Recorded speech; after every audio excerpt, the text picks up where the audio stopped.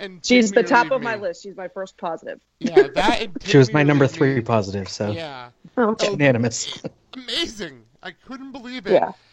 Yeah, I know you're right. She did wake everybody up when Over the Moon started. Yep. Oh yeah. For sure. So, And she made it her own with like the laying on the floor and rolling around and everything. Yeah. It was unique. exactly. I mean, Blake knows this, but I'm a music teacher, and I also, I direct our school musicals and stuff too. So I always tell my students, don't try to copy what somebody else did. Make it your own. And she 100% did that. Yeah. So. Using that logic, and this isn't in my positives, but using your logic, I thought the guy who played Mark was fantastic as well.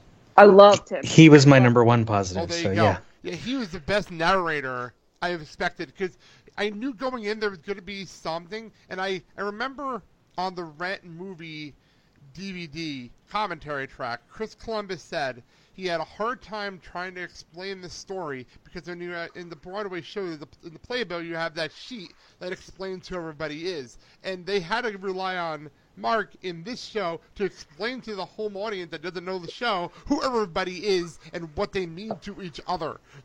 Right. And I thought he did an amazing job. And not only was he able to do that, but it didn't feel like he was doing that, just for the sake. No, he was having fun. Right. Yeah. He didn't stop smiling. And in La Vie Boheme, he stepped onto the table. I was like, how are his legs that long? Like, he didn't jump. He was just dancing so much, he just stepped right up and kept on going. And I don't know if you guys noticed, but he had real tears right after I'll Cover You reprise. When he comes out to do Halloween, he's still crying. Right, when he says, like, that's poetic, that's pathetic, that was great. Yeah, exactly. Another man that realized, okay, we have an audience here. I'm going to put on my best show for this audience. And that's what he did. Yeah, he did. So, Rob, I sold one of your positives without trying. It happens. I didn't even think about that. You still want my negatives, too, but that's okay. Well, then, I have others. Well, why don't you jump over to another one of your negatives then, so we kind of stole one of your positives. This one's minor. It was more about the staging. I think Roger was good, but he would have been better on stage. Like, up close, he was a little too, like, big for the camera. Mm-hmm. Like, his emotions, it was more like he was acting to the audience instead of to the camera, even when it was close up. Oh, I get what you're saying. Yeah. And so some of it was a little much when it went in for, like, an extreme close-up, and he's screaming Mimi. I'm like, okay. Yeah. I'll back up from my television. I get that. I felt that a couple of times too, and from the movie too. I felt like when I'm backtracking. Obviously, this has nothing to do with the movie, but like I felt like a lot of them, because they were the original cast from the show, had to almost underdo it because they're not used to acting in front of a camera that close to them. I agree with that. But I didn't think about. Oh, well, we're going with something minor. I'll give you one that Mandy gave me, and it didn't bother me, but it really bothered her, so I'm bringing it up for her. And it was during Will I. She did not like the camera work in that song, like at all. Like when they were doing these I was almost saying like they were trying to show Mark's perspective of his camera, and they were just going all the way around the circle in the stage, which I love the stage, and they went all the way around the stage, and she was actually getting sick. Like it was making her nauseous. Like it was driving her nuts. So a little minor thing I brought up from her. That's funny because that was one of my positives. I actually liked the staging. I liked the candles that they had behind that. I liked the way that whole thing was set up in Will I. So that was one of my positives. Well, that's okay. Yeah, that was something I wrote down for her. So yeah, I liked a lot of the camera work, especially when the cameraman is clearly the camera is clearly in between singers in the middle of the stage. Right. Yeah. Except when they went around like that runway around the outside, where there's like audience on both sides of them. Then some of the angles were a little off, and it made it too much about the live audience, and that audience on the floor was very noisy and distracting. Did it feel like at times, I know for me I was enjoying this fact, but like I know a lot of people were complaining that it felt like Rent in concert instead of Rent live. Like did that feel like that? It almost felt like two things. The audience on the outside felt like a theater audience. They were sitting there having a good time, barely interacting. The audience on the floor was like they were at a live concert cheering along and getting into specific moments a little too much. Yeah, what do you think? I agree. Okay. No, I totally agree with that. There were times where it was like, because it's hard, because you have to remember, like, obviously we're not in a theater, so like they're gonna react differently. But like, having been to so many, it's like nobody screams like that at a Broadway show, Well, especially at like those moments. it almost felt like, did either one of you see the Wicked Halloween special? Yes, I did. I loved Yeah. it. It felt like that was meant to be a concert. That was meant to be what it was, and that audience was amazing on that night. I almost felt like people coming here thought this was going to be that at times. Yeah, Which is not, for me, was fun, but like I could see where people had a problem with it. yeah, that's true. So, all right. I agree. Well, let's see here. I only have one more positive because we did not cover you, Reprise, and Vanessa.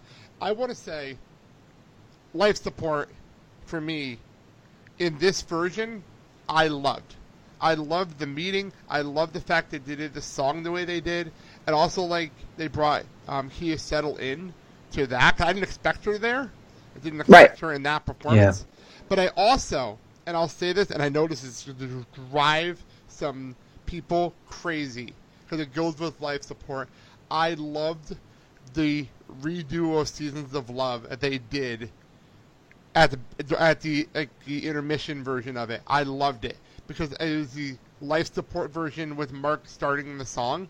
I really liked that a lot, and I know it's going to go against like traditional versions of Seasons of Love, but I almost think they did that knowing they were going to end the show with the traditional Seasons of Love. Like, yeah.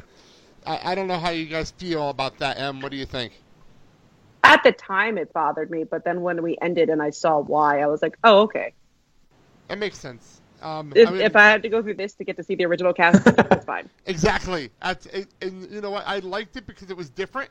And if you're going to change something and do something original with something, and that's a song everybody knows, you might as well try something and see if it works. Rob, what do you think? Yeah, that's true. I kind of like the staging. I don't know if I loved it, but one thing I did like with the life support, the group, is the casting.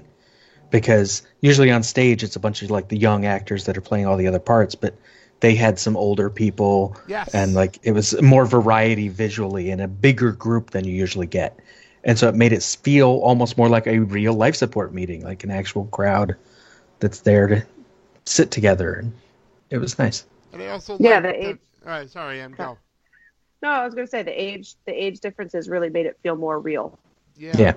And I also liked having Anthony Rapp bring us back from the break, kind of setting up what this meeting is more than even they were doing in the show. I liked that too.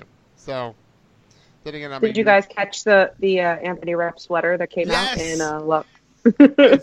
Christmas bells. I cracked up.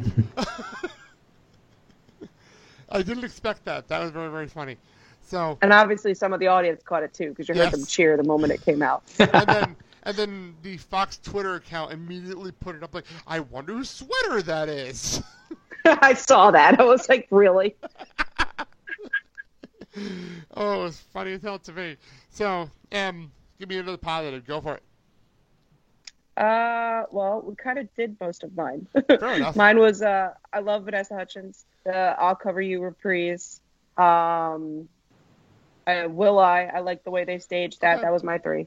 Okay, Rob, you got another one for us? Positive? Yeah. She made a few weird singing choices, but I liked Mimi. Okay. What's her name? Tanashi? Tanashi, yeah. Yeah. Like, she was, unlike a couple of the people, it didn't feel like they were acting as much, even though they're going to be up close on camera. And she, kind of like Mark, was into where she was. She understood it was both. It was there's cameras on her, and she's got to perform for the audience.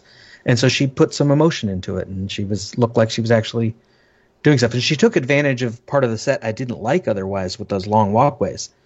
And so did Mark, where they'd like walk down it as they're singing something, and it made it feel like they're actually out on a street, which is hard to do on stage because you don't have the space. Her, she took advantage of the Out Tonight, like they almost set up perfectly for Out Tonight for her. That was well done.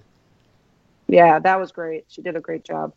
So, all right, I have one more negative that I am going to say this, I did not like the lyric changes in La Vie Boheme, and I understood why they changed some of that song, but it drove me crazy as someone who loves that song. Right. So I didn't understand all of them. Some of the ones they changed, I was like, you left this in, but you took this out. Like, Yeah. what are you doing? And also, because they were singing so fast, and this might be a part of the dress rehearsal thing, I didn't understand what was going on during that song for most of it. Like, and I'm a huge person when it comes to, like, I'm a Hamilton fan, so my speed listening is fantastic now. And I had no idea what they were saying half the time when they were in the new lyrics. I just saw a link today, but I didn't get a chance to watch it, of they just released the version, the concert version that they did Sunday night live. I'm going to have to watch So that. I haven't seen it yet, but I want to see what they did and see if it's different. Yeah. So, okay. Rob, any other negatives you want to throw out there? Well, going on that one, changes in lyrics, the big one that bothered me was when Roger should say, you pretend to create and observe when you're really detached from feeling alive. He said, like, you pretend to know how we feel. I'm like, that doesn't even fit the music. I didn't even catch that. It was so weird. And I was like, that doesn't work at all. Wow. No, I didn't even catch that one. That's bad. Like, I liked, like, a couple of them changing lyrics around to fit their voice. Like, I know, like, Benny did that during You'll See, where he changed some lyrics around to fit his voice, which is fine if you're telling him the same story. But you're right, now I didn't even catch that. Wow. Oh, and the other one, I should have died 6 months ago. Right. Yeah, they changed it. I was like, why? That doesn't make sense. Why did you change that? That the time difference made no sense to me Like, at all. I understand why they take out dildos. I don't understand why they changed it to 6 months ago. Oh, and speaking of changes that I didn't quite get, during Contact, I was listening to Contact specifically to hear what they were going to take out, and the only word they took out was harder. Yep. That's the only one. After La Vie Boheme, I didn't think they were even going to do Contact. Same here. Right. I was wondering.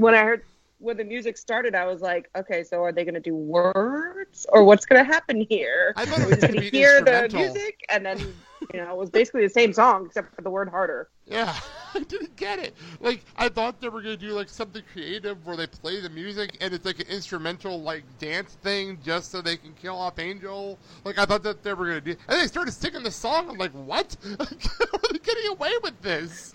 Yeah. Now, did you like the staging of that, the ending of Contact? I actually did. I didn't. I wasn't a fan of it, but I was already bothered because when Angel got up, his sheet for some reason wasn't on him, like it slipped off, and so they had to lift it up, and it just made it this awkward transition. Oh, geez. And then he went into this weird dancing where people were holding him. I'm like, okay, whatever. Whatever. Just go with it. They did Contact, you know. They did Contact. something. Unexpected. That was the one song I figured they'd cut. Because I've seen the show without Contact when Cal State LA did it. I saw it 3 times there, and they did the high school version where it's you cut out most of Contact and then just have Angel's part come in suddenly, I was gonna say, which is how do really you pull awkward. off Angel without Contact. I was wondering. It's really awkward. Okay. Just suddenly Angel's singing with a sheet around him. I'm like, okay. So it was better. This was fine because hey, they did it. Exactly. Any other negatives you want to throw out there? Well, it kind of touches on what you guys were saying. My intention today was to rewatch it, but I just never got a chance to. So I can't give you specifics, but some of the line and lyric changes just seemed out of place and didn't make any sense. So it goes along with what you guys both just Fair said. enough. Like there's times where I felt like they were changing stuff just to make it different. And to me, that's completely unnecessary. Like even the very, very beginning, the introduction, I forget what exactly he says, but he says something different. And I caught it today because I started to watch a little bit of it this morning. And I'm like, wait, why did I miss that on Sunday? Well, yeah, they started it. He wasn't even talking at the start. Yeah, they didn't do the intro. I expected the intro, but they didn't do that. And I kind of understood why, because they wanted to get right into it. But, like, where's the intro? Like, I was waiting for it. Just, like, dive right in there. But then there were other things. Like, I knew they were going to change La Vie Boheme. I knew they were going Right. to change some of the words in Tango Marine because you can't say them on television.